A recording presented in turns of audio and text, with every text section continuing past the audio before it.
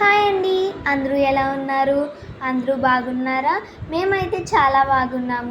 మీరు కూడా బాగోవాలని ఆ దేవుడిని మనస్ఫూర్తిగా కోరుకుంటున్నాము. ముందుగా మీ అందరికీ తొలి ఏకాదశి శుభాకాంక్షలు. నేను దేవుడికి నైవేద్యంగా ఆరిది కుడుములు పెట్టుకున్నాను.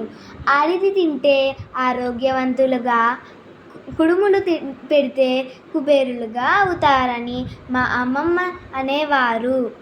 పొద్దున్న మా పిల్లలు స్కూల్కి వెళ్ళిపోవడంతో సాయంత్రం అయితే గుడికి వచ్చామండి.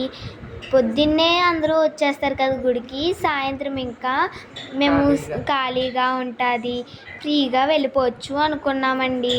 ఇంతకీ అక్కడ మాత్రం బోల్డ్ మంది జనం ఉన్నారండి.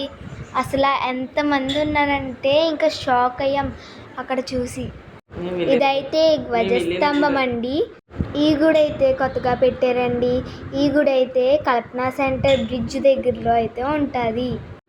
ఈ గుడి దగ్గర అయితే కొత్తగా ధ్వజస్తంభం పెట్టారండి. చూసారు కదండి ఎంతమంది జనం ఉన్నారో.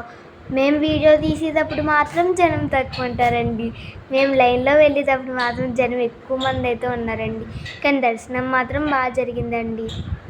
మేమైతే గుడిలో దర్శనం చేసుకుని ఇలా బయటికి వచ్చామో లేదో కానీ అక్కడైతే ప్రసాదాలు పెడుతున్నారండి. అక్కడ పులిహార అయితే ప్రసాదం కింద పెడుతున్నారండి. ఆ పులిహార తీసుకుని మేమైతే బయటకు వచ్చామండి. ఇలాగా ప్రసాదం తింటూనే బయటికి వచ్చామండి. ఇలాగా అక్కడ 7 దీపాలు పెడుతున్నారు వరిపిండితో చేసినవి. Thank you for watching.